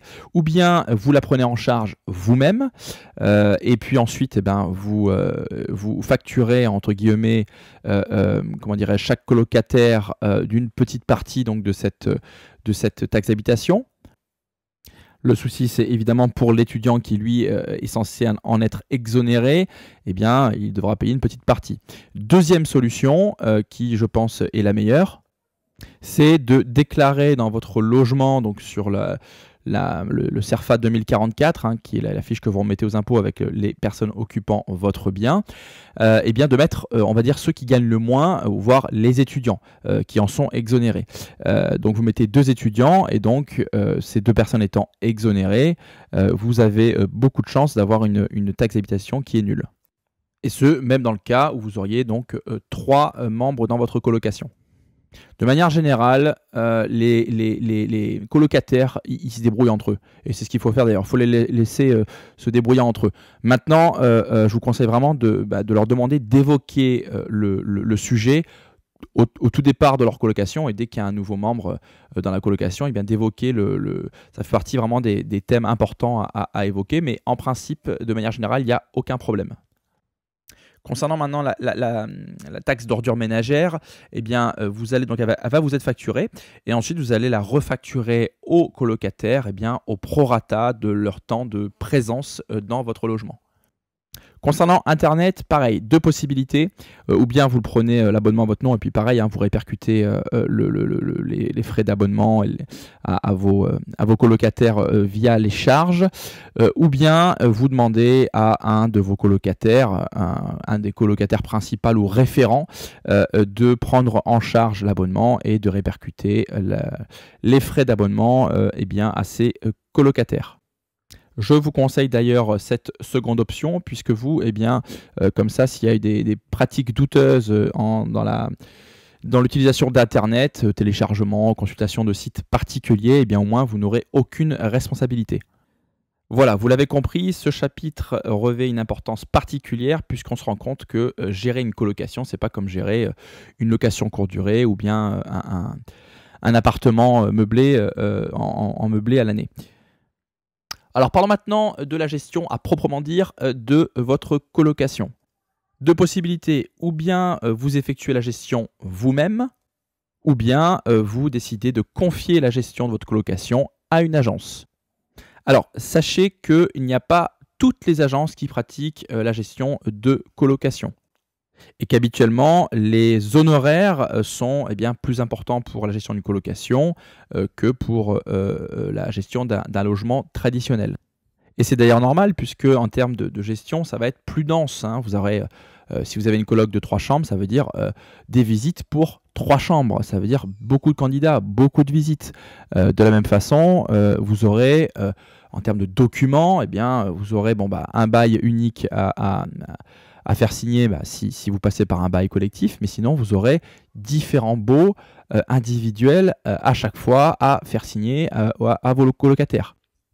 De la même façon, vous devrez également gérer la sortie, l'entrée de nouveaux colocataires en cours d'année, etc. Donc la gestion est dense, donc c'est normal qu'une agence immobilière, lorsqu'elle propose ce genre de service, eh bien, vous propose des honoraires plus impactants, impactant davantage donc, votre rentabilité, bien que, on le verra au chapitre fiscalité, vous pourrez déduire les frais de gestion de vos revenus locatifs.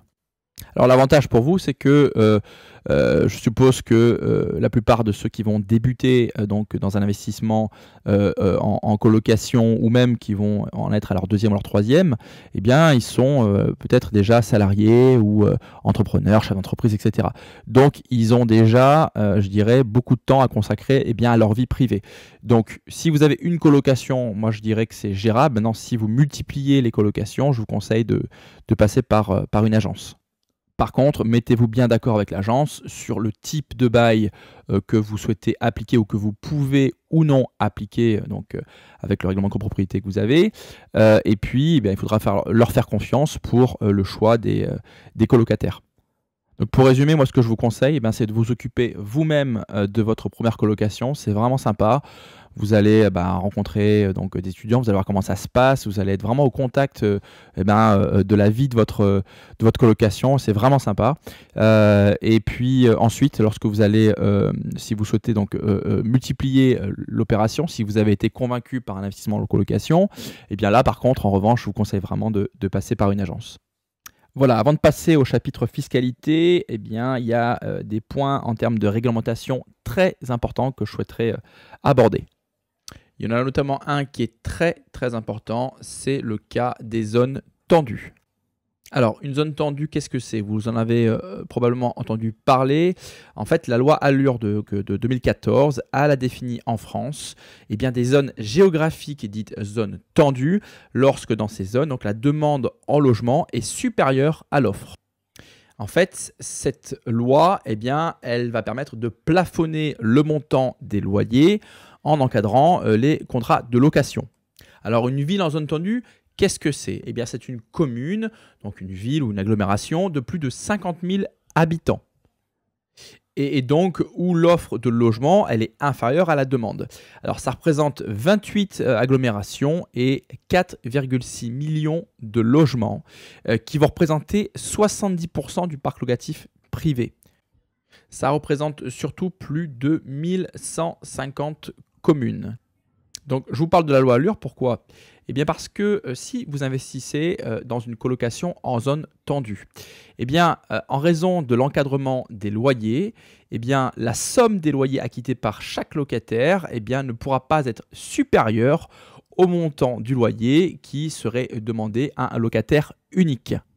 Alors, ça revient à dire, si vous voulez, que dans ces zones tendues, eh bien, il ne sera plus possible de louer en colocation eh bien, si vous souhaitez louer plus cher que si vous louez en location traditionnelle. Autrement dit, avant d'acheter, lorsque vous faites votre étude de marché, évidemment, et renseignez-vous pour savoir si la commune dans laquelle vous souhaitez investir fait partie d'une zone tendue. Parce que si vous vous en rendez compte trop tard, eh bien la rentabilité que vous aviez calculée en colocation et qui avait déclenché chez vous l'envie d'acheter, eh bien au final vous aurez acheté pour des schémas stratégiques d'investissement que vous ne pourrez pas appliquer et donc l'affaire sera beaucoup moins rentable. Alors pour être précis, l'encadrement des loyers il concerne les logements qui constituent en fait la résidence principale du locataire.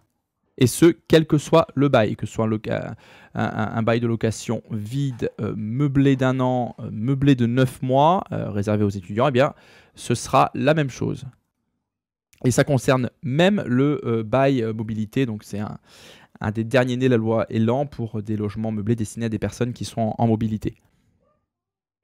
Alors, il y a des exceptions, il y a on va dire des cas dans lesquels vous pouvez échapper à l'encadrement des loyers. Il va s'agir des logements faisant l'objet d'une première location, des logements qui sont inoccupés par un locataire depuis plus de 18 mois et également des logements dans lesquels le bailleur a effectué depuis moins de 6 mois des travaux d'amélioration d'un montant qui doit être au moins égal à la dernière année de loyer. Alors on parle bien de travaux d'amélioration, hein. Il ne s'agit pas des travaux d'entretien classiques que vous pouvez faire dans un logement comme des travaux de peinture ou de remplacement d'une moquette, d'un parquet, etc. Et j'ajoute que depuis eh bien, le 1er janvier 2020, cette possibilité d'augmenter le loyer suite à des travaux d'amélioration, eh bien, elle sera exclue pour les logements qui n'offrent pas un niveau de performance énergétique suffisant. Il faudra que le logement eh bien, il ait une étiquette énergétique située entre A et E pour pouvoir bénéficier en cas de travaux d'amélioration eh bien, de l'augmentation des loyers. Sinon, si c'est entre F et G, vous serez exclu, donc vous ne pourrez pas augmenter vos loyers. Donc, pour résumer, lorsque vous envisagez eh bien, un projet d'investissement en colocation, eh bien, je vous déconseille fortement l'investissement en zone tendue. Eh bien, pourquoi? Parce que vous ne pourrez pas appliquer le loyer que vous souhaitez. Les loyers seront encadrés et donc ce ne sera pas intéressant en termes de rentabilité. Un petit mot maintenant sur la vie en colocation. Alors la plupart des investisseurs, la plupart d'entre nous, eh bien, on a grandi avec la série Friends, on a grandi en ayant vu un film qui s'appelle L'Auberge espagnole. Et d'ailleurs, ça a dû probablement influencer eh bien, un retour un peu à la mode de la colocation. Peut-être que parmi vous, certains ont comme moi été également colocataires lorsqu'ils étaient plus jeunes, que ce soit en France ou à l'étranger. Et donc, il est tout naturel eh bien, que la colocation jouisse d'une image fun, d'une image moderne et d'une image très positive. Bien souvent, notamment pour les étudiants, eh bien, c'est, on va dire, la première fois qu'ils habitent ailleurs qu'avec leurs parents. Donc, il y a un sentiment d'émancipation, de liberté. Pour les jeunes actifs eh bien, qui débutent dans le salariat, eh bien, ça peut être également la première fois eh bien, qu'ils peuvent se permettre de se payer eh bien, leur logement. Bref, bien souvent, c'est par choix qu'on décide eh bien, de prendre une chambre en colocation. Évidemment, on décide également d'aller en colocation parce qu'on sait qu'on va avoir un séjour plus grand que si on est dans un studio. Après, il y a des personnes qui préfèrent être dans un studio pour 400 €, d'être seuls, d'avoir leur toilette, leur salle de bain, etc., plutôt que de partager un lieu de vie en commun avec d'autres personnes. Donc c'est pour ça que je vous dis, habituellement, eh bien, c'est un choix. Et donc, dans la grande majorité des cas, eh bien, vos candidats ou vos colocataires, eh bien, ce seront des personnes qui sont des personnes ouvertes qui ont envie d'échanger, de découvrir d'autres cultures, notamment dans le cas eh bien, de colocation avec des étrangers. Et bien souvent, ce sera l'occasion eh bien, pour vos colocataires eh bien, de se créer des souvenirs vraiment puissants. Évidemment, si vous êtes dans le cas d'étudiants, les étudiants ils sont également là pour étudier. Donc il faudra que chacun ait son petit espace de bureau dans sa chambre pour pouvoir étudier, travailler, puis se retrouver également seul ou pour passer des coups de fil, etc., qu'il ait quand même sa petite intimité. Mais évidemment, vous aurez dans la plupart des cas, enfin, notamment si vous faites des colocations étudiantes, eh bien, des étudiants qui vont se retrouver également pour festoyer. Donc vous risquez également d'avoir probablement d'autres étudiants qui sont invités, donc vous allez avoir probablement quelques nuisances. Donc évidemment, on a tous été jeunes, d'ailleurs on l'est toujours, hein, mais il faudra néanmoins être vigilant quant au respect du voisinage, donc quant au respect eh bien, intra-colocation, donc entre chaque colocataire. Et pour cela, eh bien, de manière générale d'ailleurs, on vous invite à rédiger ce qu'on appelle une charte de colocation ou c'est connu également sous le nom de pacte de colocation. Alors, c'est un document qu'il convient de rédiger, vous pouvez le rédiger d'ailleurs avec les colocataires, donc ce pacte de colocation et qui va en fait décrire le fonctionnement de la colocation. Ce n'est pas une obligation, mais on vous le recommande vivement. Alors cette charte, eh bien, elle pourra contenir la liste des dépenses communes et leur mode de répartition, donc les loyers, les charges, les réparations locatives, donc la taxe d'habitation, enfin tout ce dont on a parlé déjà avant. Elle pourra évoquer les conditions en cas de départ d'un des colocataires avec le remboursement d'une partie du dépôt de garantie par les autres colocataires qui restent. Elle pourra évoquer également eh bien, le règlement intérieur avec par exemple les règles d'utilisation, l'entretien des pièces ou des équipements communs, donc salle de bain, réfrigérateur, nettoyage des toilettes, etc. Voilà, vous verrez avec vos colocataires s'il y a des choses qui sont importantes pour eux de mettre. Et puis ensuite, tous les colocataires eh bien, signeront cette charte et s'engageront à la respecter. Passons maintenant au chapitre fiscalité. Alors la fiscalité, eh bien, c'est clairement en fait ce qui va dicter les règles du jeu de votre activité d'investisseur immobilier. Donc il est vraiment important d'en connaître tous les contours. Alors on s'est focalisé dans cette formation sur la colocation en meublé. Il n'y a pas véritablement comment dirais-je, de marché et d'intérêt à investir dans une colocation nue. Alors en colocation meublée, eh bien, vos recettes locatives vont être considérées, assimilées à ce qu'on appelle des revenus BIC, BIC, bénéfices industriels et commerciaux. Alors lorsque vous allez procéder à la déclaration de ces revenus, hein, donc de ces BIC, eh bien, vous allez avoir deux possibilités, deux régimes. Alors, le premier régime, c'est un régime qu'on appelle le micro-BIC, micro-BIC, et il concerne en fait les revenus annuels donc locatifs qui sont inférieurs à la somme de 32 900 €. Alors, sur ces revenus, donc, eh bien, vous allez subir un abattement forfaitaire de 50%. Et le reste va donc être va connaître donc un traitement fiscal et un traitement social. Donc fiscal, ça va correspondre eh bien, à votre TMI, donc ça va se rajouter eh bien, à vos revenus d'activité. Et puis le traitement social, eh bien, c'est que ce sera soumis à la CSG à 17,2%. Donc c'est un régime qui est particulièrement facile à comprendre et à déclarer. Et effectivement également intéressant puisque vous avez quand même 50% d'abattement, donc ça reste intéressant. Maintenant, dans la plupart des cas, on va vous conseiller d'opter pour l'autre régime, c'est le régime réel simplifié. Alors, ce régime va concerner les activités où les revenus locatifs, donc les revenus BIC, seront inférieurs à 236 000 € annuels. Hein, au-delà de ce montant, on sera au régime réel. Et également supérieurs à un montant de 32 900 €. Mais également, il est possible d'opter pour ce régime sur simple demande, simple choix du déclarant. Ce qui signifie en fait que même si vous avez des revenus BIC qui sont inférieurs à 32 900 €, mais que vous décidez d'opter pour le régime réel simplifié, eh bien, sur simple demande, vous pourrez opter pour ce régime. En fait, ce qu'il faut savoir, c'est que lorsque vous avez une activité de loueur meublé, eh bien, vous êtes considéré, en fait, votre activité est considérée comme une activité commerciale, en tout cas d'un point de vue fiscal. Et par conséquent, votre activité, votre location meublée, eh bien, va être assujettie aux mêmes règles qu'une entreprise. Et par conséquent, et vous allez pouvoir procéder à des amortissements qu'on va détailler et pouvoir procéder à la déduction de nombreuses charges. Concrètement, en fait, vous allez pouvoir amortir un pourcentage du prix du bien que vous avez acheté pour l'exploiter en colocation, tout en déduisant les charges classiques et réelles liées à votre colocation. Alors voici une liste des charges que vous allez pouvoir déduire. Donc il y a l'assurance propriétaire non occupant, vous allez pouvoir déduire les charges de copropriété, vous allez pouvoir déduire toutes les petites réparations que vous aurez effectuées dans votre colocation. Si vous donnez la gestion à une agence, vous allez pouvoir déduire les frais d'agence.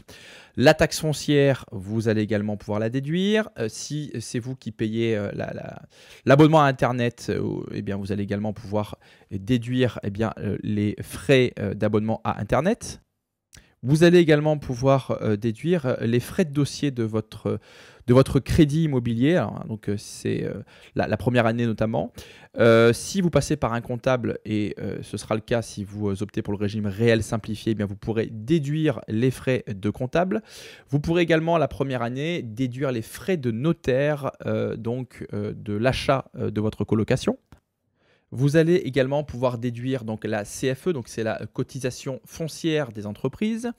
Et enfin, vous allez également pouvoir déduire les intérêts d'emprunt qui sont donc liés au crédit qui a été utilisé pour faire l'acquisition de votre colocation. N'oublions pas que vous allez également pouvoir déduire l'eau, si c'est vous qui payez l'eau comme on vous l'a recommandé tout à l'heure, évidemment vous pourrez déduire l'eau également en charge. Alors, parlons maintenant des amortissements. Alors, les amortissements, ça concerne toutes les dépenses qui sont supérieures à 600 €. Alors, évidemment, pour que ces dépenses soient comptabilisées, il faudra évidemment avoir des factures. Et il faudra également que ces factures aient une date égale ou postérieure à votre début d'activité. Alors, cette activité, elle va se faire sous un statut qu'on appelle le statut LMNP. Donc, ça veut dire loueur meublé non professionnel. Alors, comment déclarer son début d'activité? C'est très simple. Dans les 15 jours qui suivent votre début d'activité, vous devrez en fait déclarer cette activité en envoyant le formulaire P0I au greffe du tribunal de commerce de votre commune. Et suite à cette déclaration, on vous remettra un numéro de SIRET.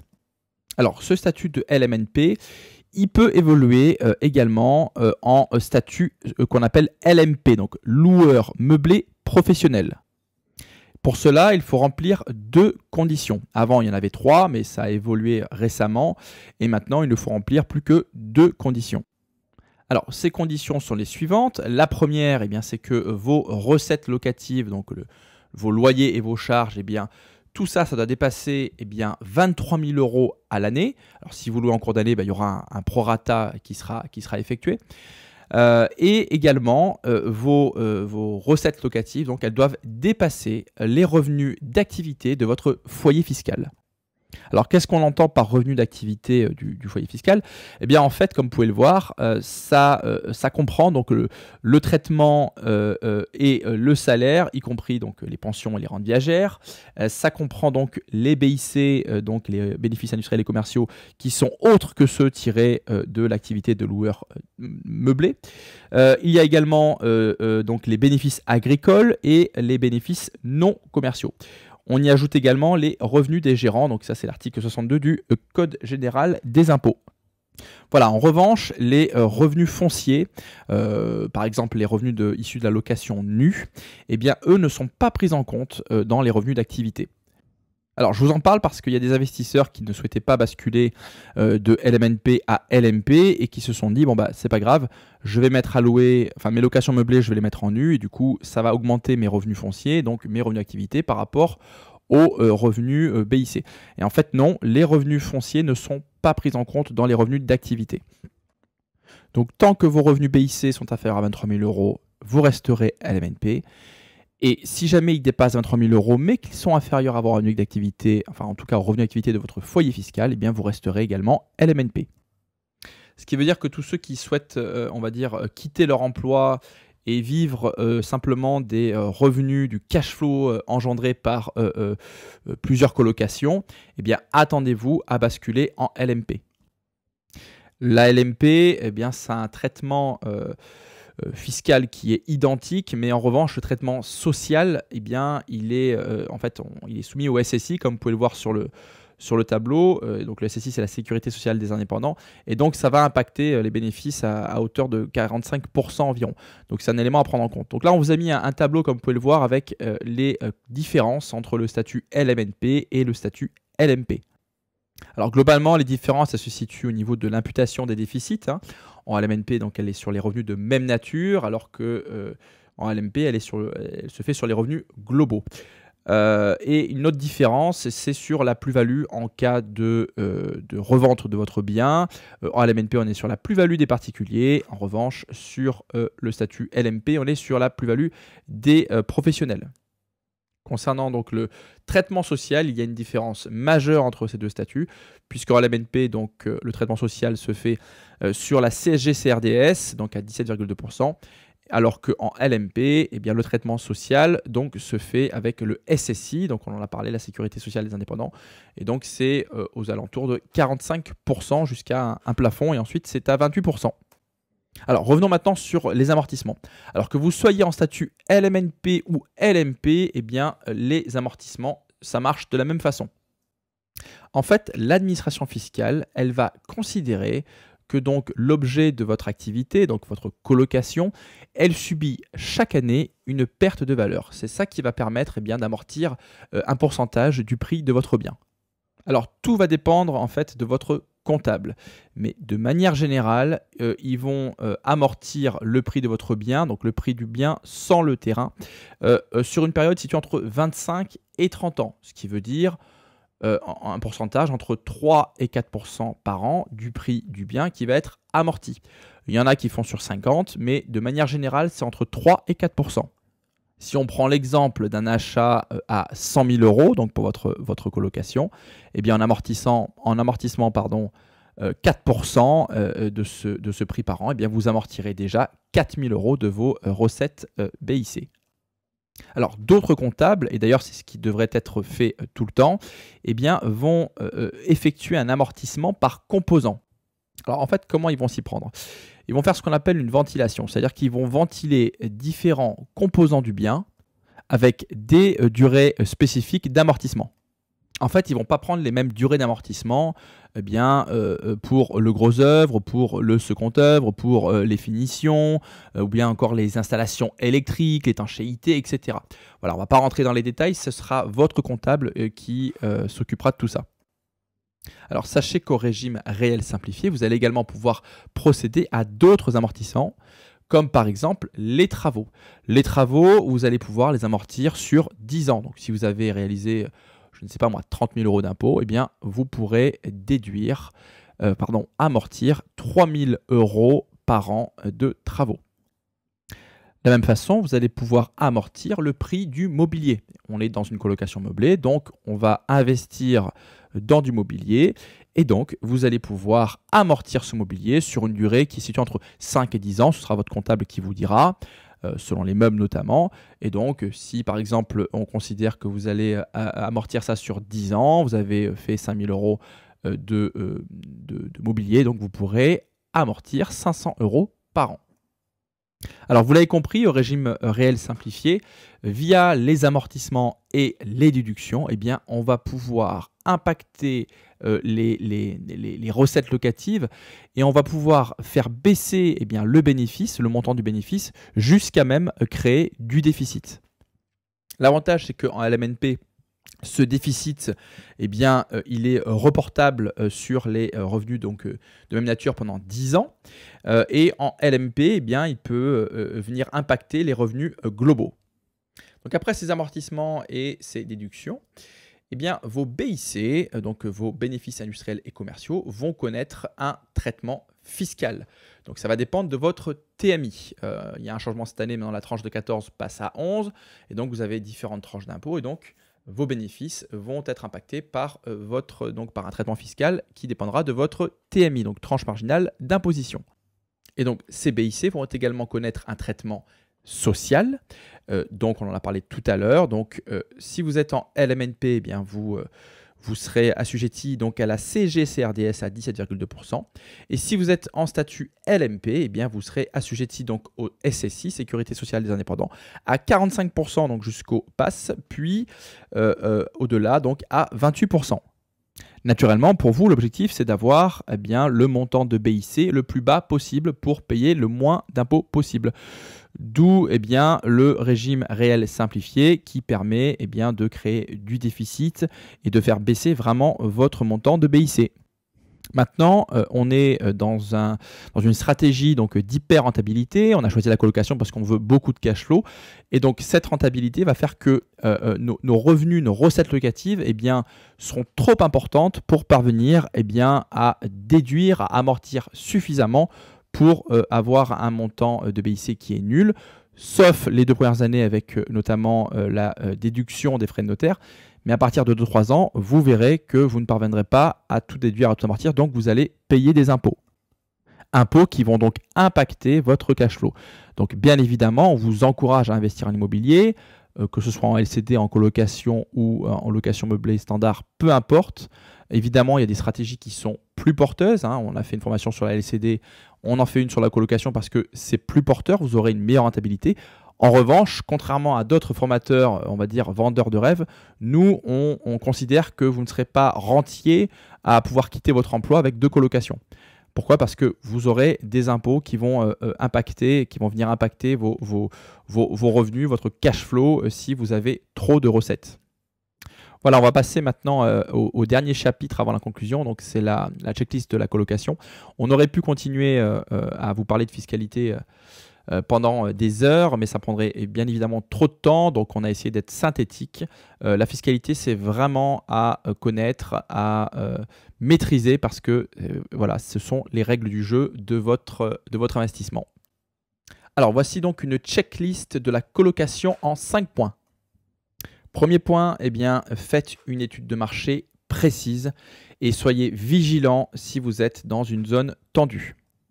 Deuxième point, avant l'achat, vérifiez le règlement de copropriété et adaptez le type de bail au règlement de copropriété. 3. Optimisez du mieux possible votre logement, l'espace de votre logement, donc par exemple avec la création d'une chambre, pour augmenter votre rentabilité. 4. Publiez une annonce attractive, précise et ayez des exigences concernant le profil de vos candidats. 5. Ayez une gestion précise de votre colocation et ayez une maîtrise complète de la fiscalité. Voilà, on va passer maintenant à la conclusion de cette formation. Alors on l'a vu, la colocation, ça présente quand même pas mal de particularités.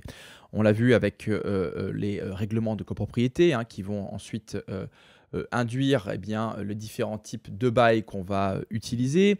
On a vu le problème des zones tendues, on a vu que c'était un peu particulier également pour la gestion de la taxe d'habitation. Enfin, il y a plein de petits éléments qu'on ne retrouve pas, qu'on retrouve seulement dans la colocation et qu'on ne retrouve pas dans d'autres types de stratégies d'investissement. Donc investir en colocation, vous l'avez vu, ça demande d'être quand même bien préparé, de maîtriser différentes choses. On a parlé de la fiscalité, c'est bien de maîtriser la réglementation, parce que quand on est bailleur en colocation, on a des devoirs, on a des droits, donc il faut bien maîtriser tout ça. Voilà, c'est une stratégie d'investissement un peu spécifique et qui demande à être formé. Donc on espère que cette formation vous aidera à passer à l'action. Très sincèrement, je ne pense pas que vous trouviez d'éléments majeurs dans d'autres formations payantes. Je pense même que ce sera le contraire. Je pense qu'on a vraiment abordé des thèmes vraiment importants, récents, qui vous permettront justement de ne pas avoir de surprise.